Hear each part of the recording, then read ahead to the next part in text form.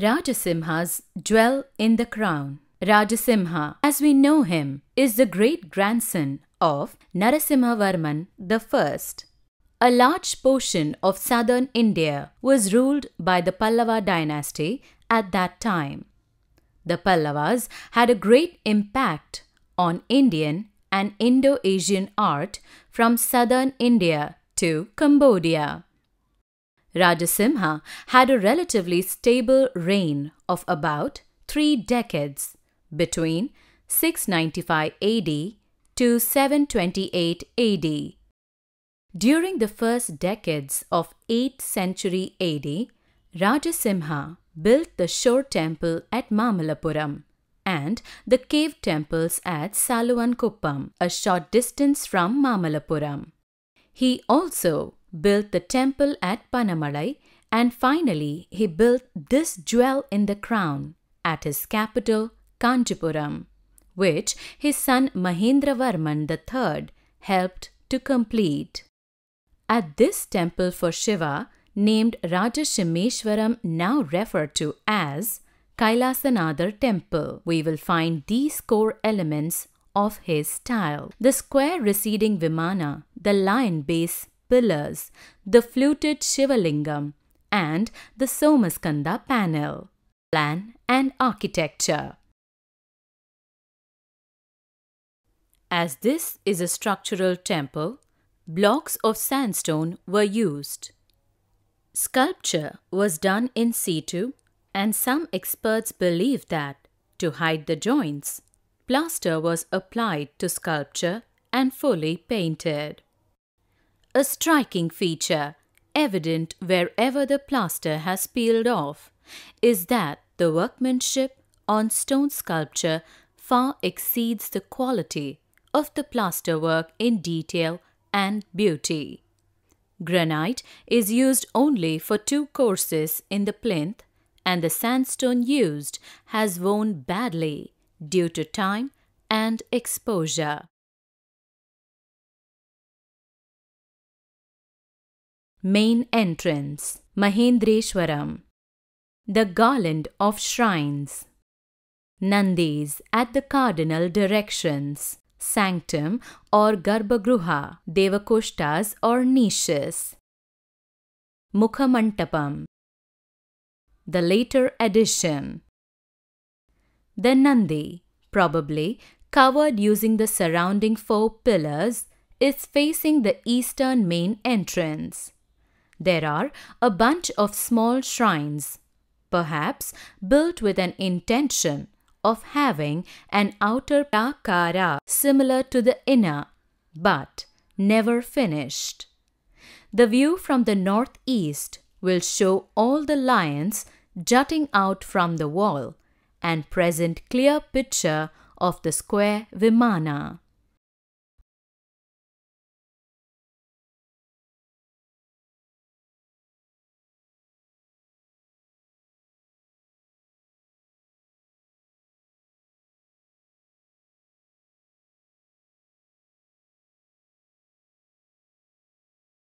On the southern side too, we have the lions in a row.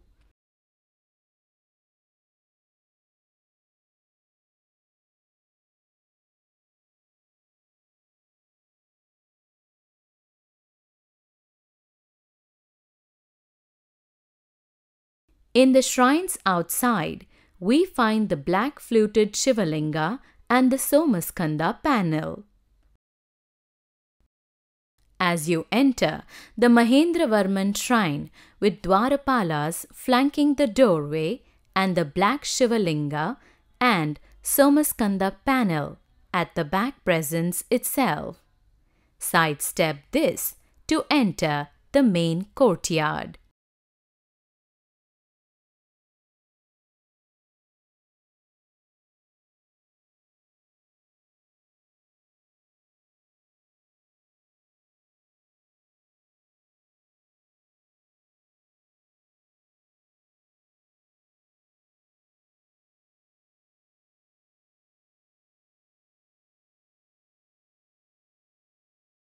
On the left, while entering, we see a beautiful sculpture of Simhavahini sitting on a threatening lion on the side wall with admirable easy balance, eight-handed, some holding weapons given to her by all the other gods.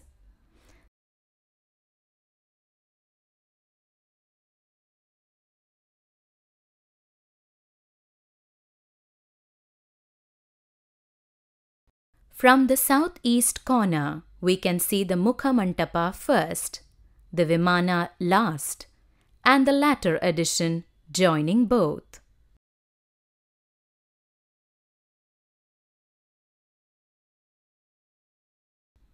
The view from the northeast is similar.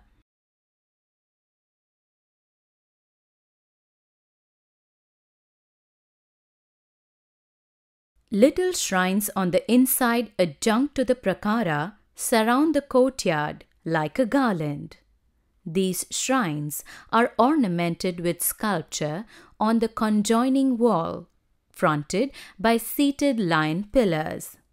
The alcoves inside have remnant of painted relief panels and some plain murals, now in dilapidated condition. It is believed that the Mukha Mantapa and the sanctum with Vimana were built at the same time, but the in-between space was covered later. The sanctum at the core is 9 feet square with the black 16-faceted linga 6 feet in height and 3 feet in diameter in the center. There is a Somaskanda panel on the back wall. The sanctum is flanked by niches on either side and 7 more on the outside wall. There is a narrow Pradakshinapata around the main sanctum. Above this rises the Vimana, 3 stories high.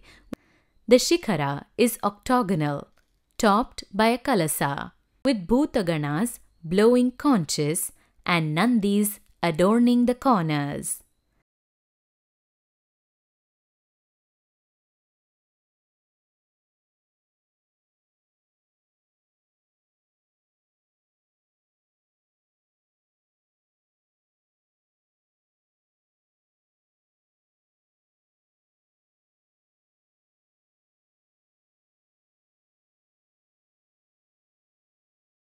A look into the little shrines, which face east or west, reveals remnants of sculpture, Somaskanda panels, some others having leftover paintings where the plaster has not peeled away.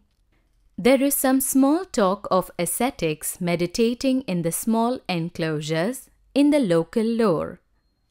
Sculpture in temples generally has the main deity in different manifestations. Anugrahamurti, where the deity is shown in a benevolent act. Samahara Murti, where the deity is shown as a destroyer of evil. Or Katana, where an event from mythology is shown. There are always Alankara Silpas in addition to the Parivara Devatas.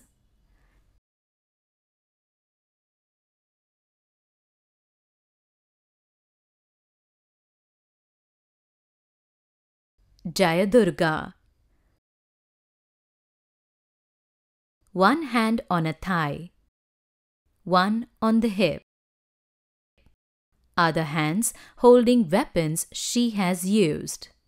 One foot on the ground, and the other is just alighting from the back of the sitting lion. Her legs have rows of kankanas. She is in Tribhanga pose, amazingly graceful, petite, and beauty divine. Hair done in Karanda Makhuta style. Ears adorned with kundalas. A hara around the neck and kuchabandhana adorn her. On both the sides she has quivers of arrows slung. I find this sculpture one of the finest in the temple, a typical Pallava female representation.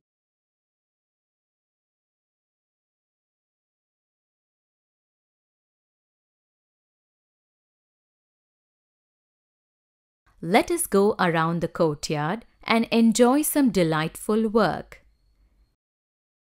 Vishnu Ugra Narasimha.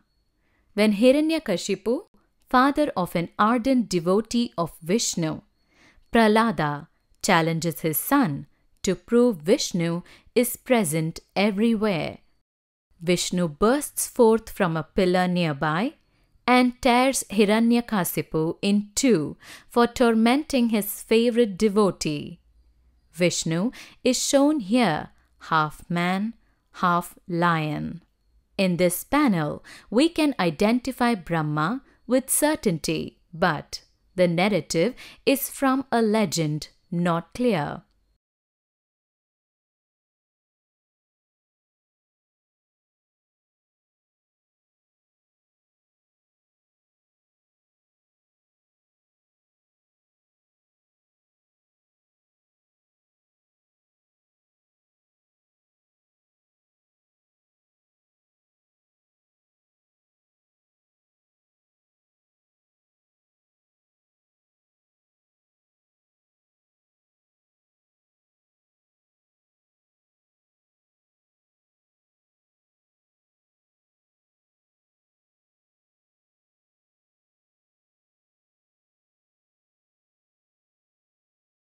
Vishnu Trivikrama. Bali, virtuous, mighty, and most charitable king of Asuras, nears the qualification to attain the post of Indra, the chief of Devas. Vishnu comes to Bali as a dwarf and asks as charity 3 paces of land he can walk.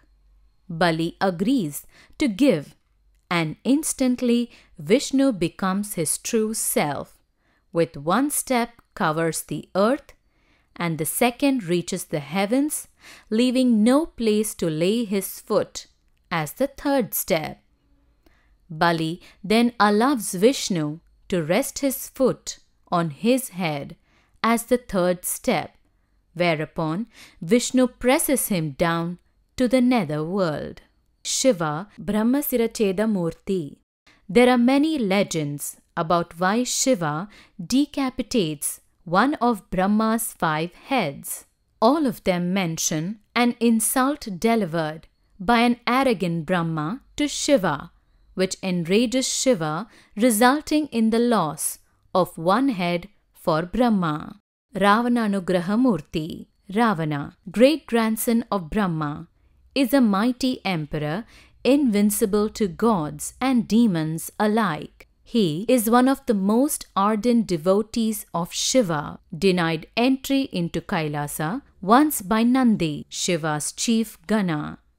Ravana tries to lift Kailasa to get the attention of Shiva. The shaking makes Parvati, Shiva's consort, anxious, and Shiva notices Ravana's mischief. He decides to bust Ravana's vanity by pressing down the mountain with his toe, crushing Ravana under it.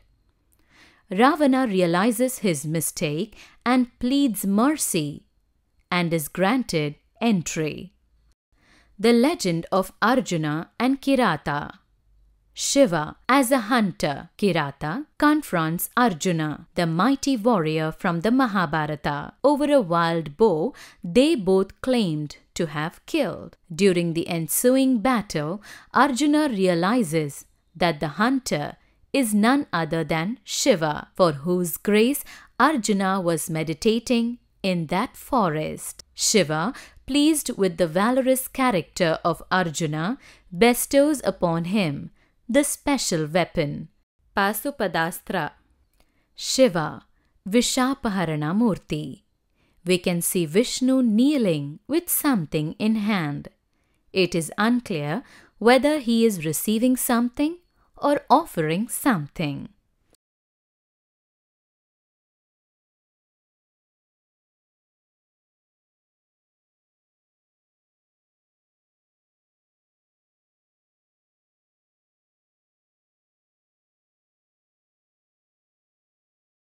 Tripurantaka.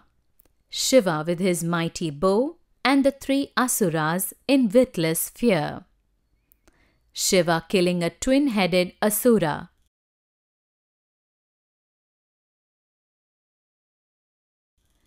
Brahma and group, or Shiva with his brother-in-law Vishnu. Kartikeya, the son of Shiva. Vishnu with Sri Devi and Bhudevi. Saptamatrika panel.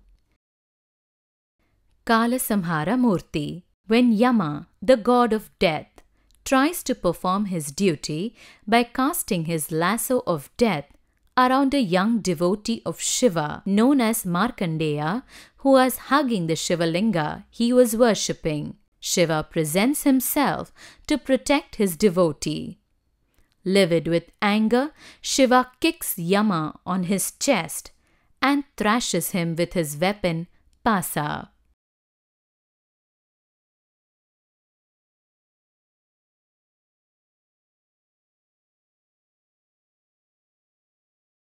Gajasamhara Murti.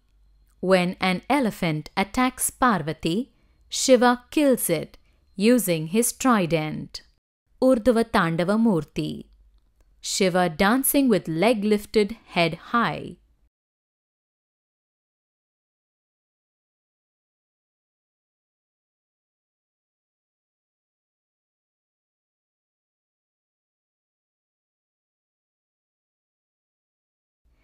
Ravana and Vali.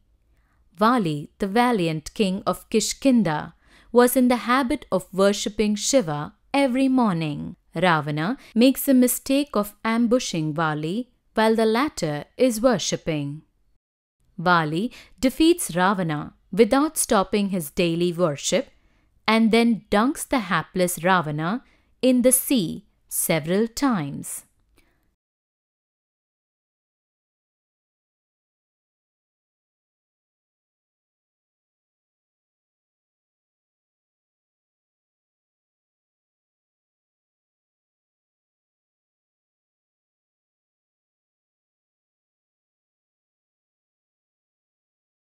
Sundara and Sambandhar, two Saivite Nayanmars being taken to Kailasa.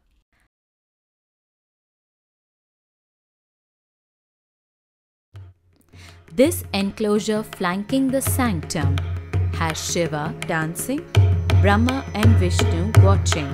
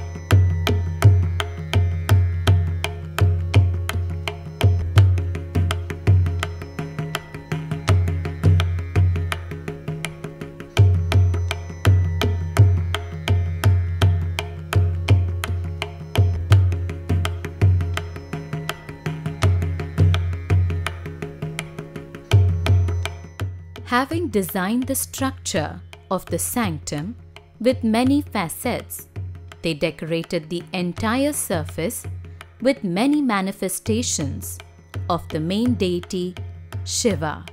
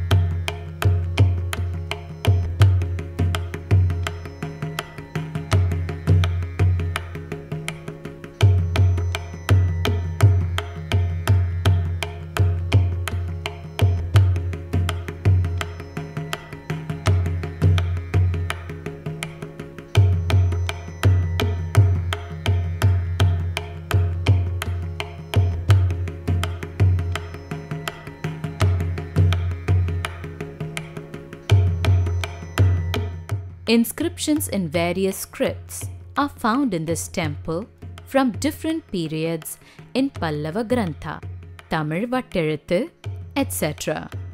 Sanskrit, Tamil and Kannada are used. Carved around the base in hard granite in Pallava Grantha, this contains a panegyric on the king and his ancestors, as well as informs us of the king causing this temple to be built.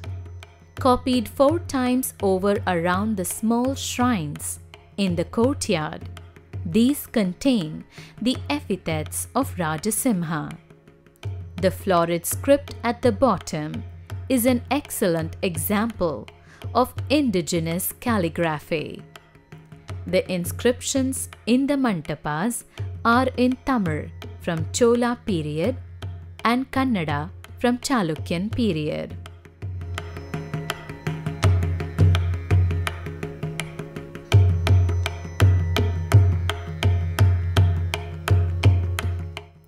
Mural remnants.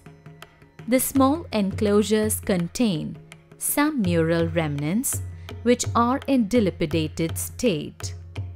There is a Somaskanda which seems unfinished. Vishnu with the bowl in hand, attending the Shiva family, and some other scenes too.